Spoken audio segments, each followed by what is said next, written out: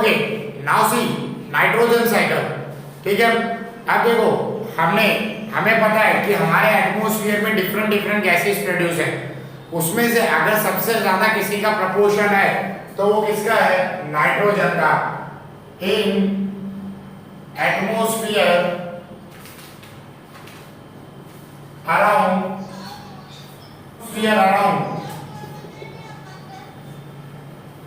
78% of the nitrogen is present.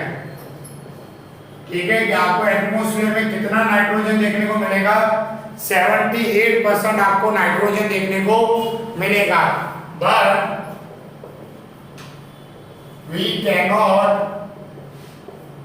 Use this nitrogen directly. हम ये nitrogen को directly use कर सकते नहीं है, बिकॉज क्योंकि क्या है कि आप सब जानते हो कि हम क्या लेते हैं, ऑक्सीजन। और एक चीज याद रखना, अगर आप ऑक्सीजन ले रहे हो तो आप नाइट्रोजन नहीं ले पाओगे, नाइट्रोजन ले रहे हो तो ऑक्सीजन नहीं ले पाओगे। जैसे मैंने आपको ऑक्सीजन साइकिल में बताया होगा कि जो ऑक्सीजन होता है वो बैक्टीरिया के लिए पॉइजनस होता है, तो बैक्टीरिया क्या लेते हैं, नाइट्रोजन लेते हैं। और यहाँ पर यही चीज बताई गई है कि जो नाइट्रोजन होता है जब उसका कॉन्सेंट्रेशन हाई होगा तब ऑक्सीजन का कॉन्सेंट्रेशन कम होगा, और जब ऑक्सीजन का कॉन्सेंट्रेशन हाई होगा तो नाइट्रोजन का कैसा दिखेगा, कम। सो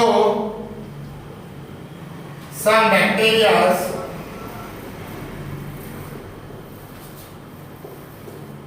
are there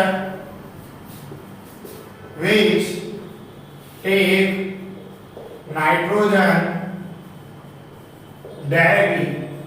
कुछ ऐसे बैक्टीरिया हैं जो नाइट्रोजन को डायरेक्टली ले सकते हैं। अब सबसे पहले ये जानने की ट्राई करते हैं कि नाइट्रोजन हमारे लिए इतने ज्यादा इंपॉर्टेंट है क्यों। ठीक है, देखो नाइट्रोजन कंटेनिंग कंपाउंड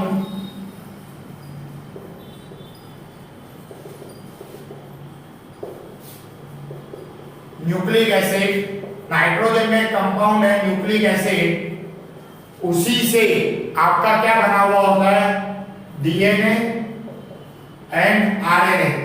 मतलब आपका जो न्यूक्लिक एसिड है उसमें क्या होता है, नाइट्रोजन, और नाइट्रोजन से ही आपका क्या बना हुआ है, डीएनए और आरएनए। ठीक है, then after ammonium which contain nitrogen, ammonia के अंदर भी आपको क्या देखने को मिलता है, नाइट्रोजन।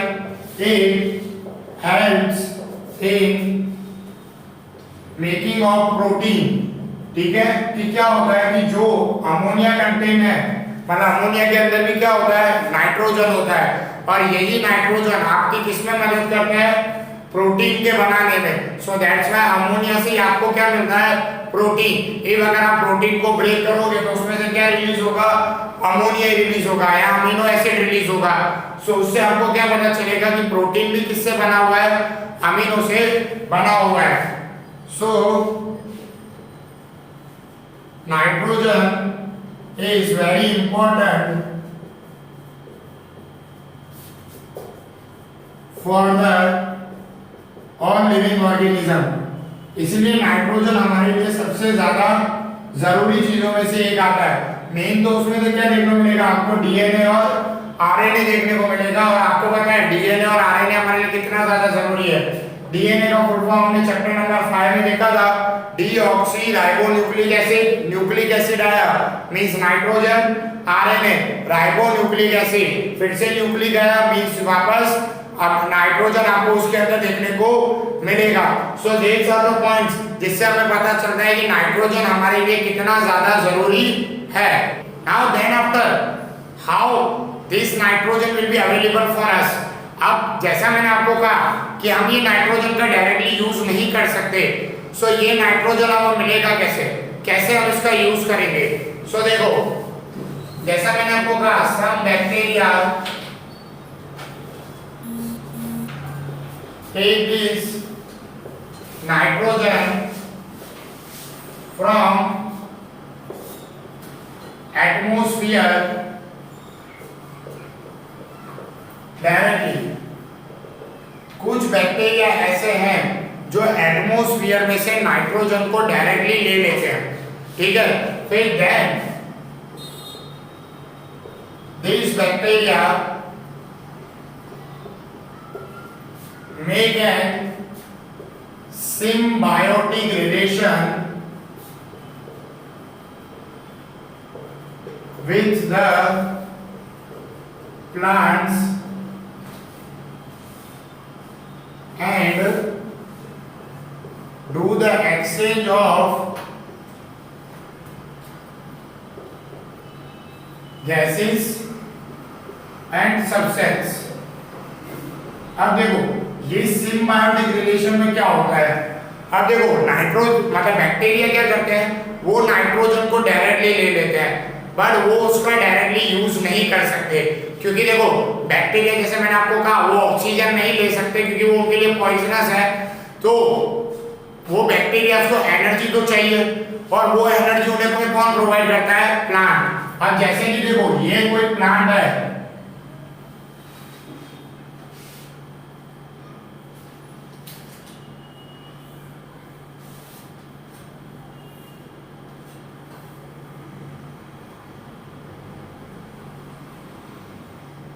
ओके, यहां पर आपको रूट्स देखने को मिलेंगी।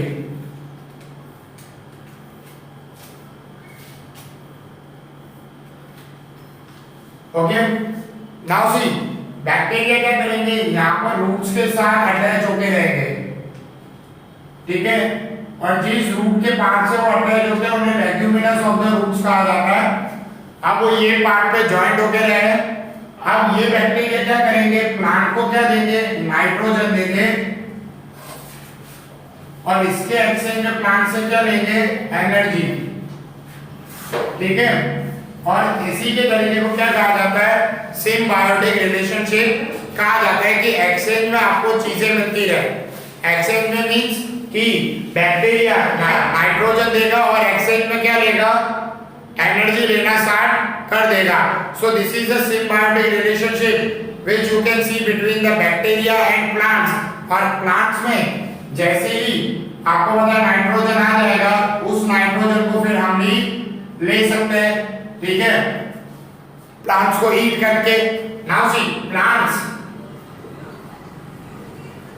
Take nitrogen from bacteria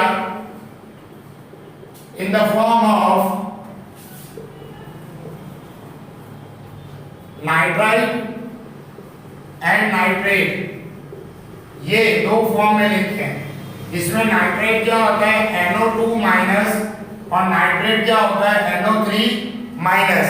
means plant जो होते हैं वो बैक्टीरिया से जो नाइट्रोजन लेते हैं उसमें क्या मिक्स कर देते हैं, ऑक्सीजन, जिसकी वजह से NO2 और NO3 के फॉर्म में उनकी बॉडी के अंदर वो नाइट्रोजन जाना स्टार्ट कर देता है, और प्लांट्स फिर उस नाइट्रोजन को हम में देंगे या फिर उसका एक्सचेंज करने में यूज करेंगे in the form of energy. अब देन आफ्टर सीधी सी बात है, आप प्लांट्स को अगर हम हीट कर ले रहे तो हमारे अंदर भी कहीं ना कहीं नाइट्रोजन तो आ ही जाएगा। अब हम इसको रिलीज कैसे करते हैं, सो नाइट्रोजन, एक और एग्जांपल ये बताता हूं कि जब भी हमारी डेथ हो जाती है, ठीक है, तब क्या होता है कि ये जो नाइट्राइड है वो किसमें कन्वर्ट हो जाता है, अमीनो में, NH3 में, और NH3 से फिर वो डायरेक्टली किसमें कन्वर्ट हो जाता है, नाइट्रोजन में, N2 में, ठीक है। So when plants and animal decompose, मतलब जब उनकी डेथ हो जाती है, the nitride and nitrate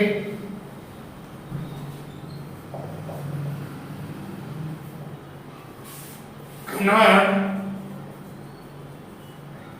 into ammonia, ठीक है, किसमें कन्वर्ट हो जाता है, अमोनिया में कन्वर्ट हो जाता है। सो दैट्स व्हाई फिर ये अमोनिया, मतलब अमोनिया क्या होता है, NH3, फिर ये नाइट्रोजन हाइड्रोजन को अपने में से अलग करके क्या बन जाता है, वापस आपको N2 के फॉर्म में एटमॉस्फेयर में देखने को मिलेगा। वापस बैक्टीरिया उसे लेंगे, वापस एनिमल्स और प्लांट यूज करेंगे, और ये साइकिल कंटिन्यूअसली चलती रहेगी। ओके, अमोनिया मीन्स NH3 जो प्लांट्स और एनिमल्स की बॉडी में से रिलीज हुआ, ठीक है, convert into nitrite and nitrate NO2 और NO3, then it release in atmosphere in the form of nitrogen. This process is called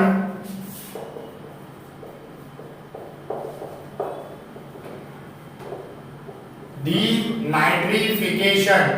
ये प्रोसेस को क्या कहते हैं? डीनाइट्रिफिकेशन कहते हैं। अब ये प्रोसेस के बाद आपको यहाँ पर एक और चीज बताई गई है जिससे नाइट्रोजन प्रोड्यूस होता है ड्यूरिंग द लाइटिंग, ठीक है, जब बिजली चमकती है ना, ठीक है, जब लाइटिंग होती है ड्यू टू हाई प्रेशर की वजह से एयर क्या करती है? Convert nitrogen into nitrates and nitric acid, ठीक है, और ये nitric acid, this nitric acid is responsible for the acid rain, ठीक है, ये नाइट्रिक एसिड किसके लिए रिस्पॉन्सिबल है?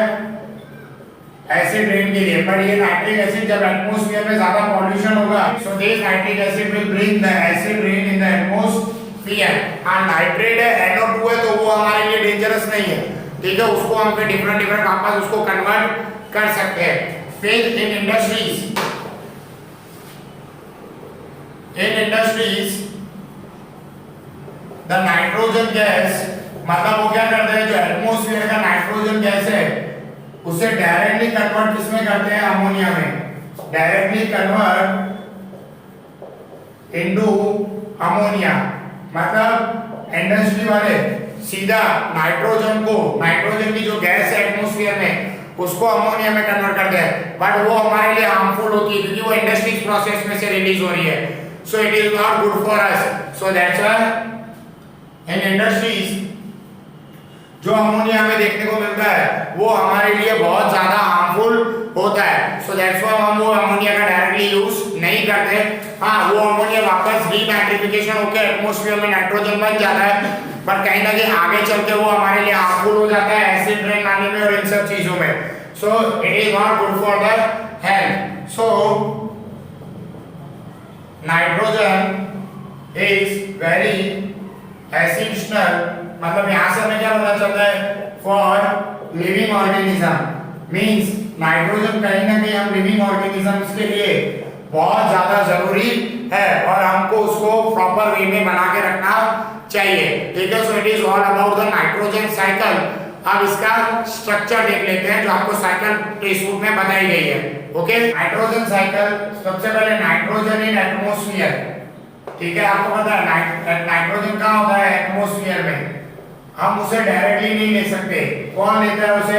प्लांट्स, ठीक है, किसकी वजह से? नाइट्रोजन फिक्सेशन, देखो ना, प्लांट बैक्टीरिया उसमें फिक्स होके रहते हैं, so with the help of nitrogen fixation plant क्या लेते हैं? नाइट्रोजन लेते हैं। सो वो कहाँ होकर स्टोर होता है? प्रोटोप्लाज्म ऑफ प्लांट्स में जाके स्टोर होता है, ठीक है।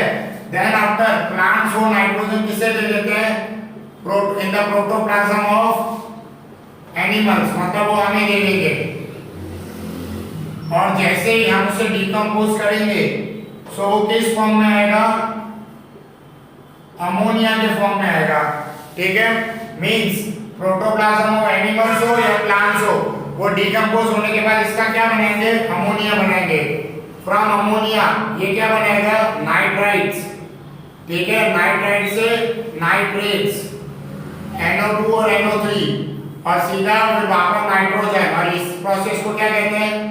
डीनाइट्रिफिकेशन कहा जाता है। ओके, सो दिस प्रोसेस ये आपको जो नॉर्मल हमको देखने को मिलती है, सॉरी, ठीक है, डीनाइट्रिफिकेशन में देखने को मिलेगा। अब मैंने जैसे आपको कहा कि कुछ इंडस्ट्रीज ऐसी होती है जो नाइट्रोजन को डायरेक्टली ले सकती है, सो वो क्या करती है, इंडस्ट्रियल प्रोसेस नाइट्रोजन को डायरेक्ट लेने का काम करती है और वो नाइट्रोजन को सीधा क्या बना देती है, नाइट्रेट बना देती है। ओके, समझ में आया?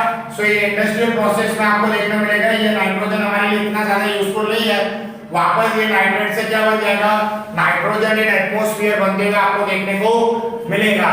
ये नाइट्रोजन पहले कहा जाता है प्लांट्स में नाइट्रोजन फिक्सेशन के थ्रू, मतलब बैक्टीरिया की मदद से, प्लांट से एनिमल्स में दोनों जब डिकम्पोज हो जाते हैं तो अमोनिया बनता है, अमोनिया से नाइट्राइट, नाइट्रेट और वापस नाइट्रोजन बन जाएगा। और इंडस्ट्रियल प्रोसेस में भी कुछ ऐसा ही आपको देखने को मिलेगा। So it is all about the nitrogen cycle. Okay, so यहाँ पर नाइट्रोजन साइकिल आपकी कंप्लीट होती है।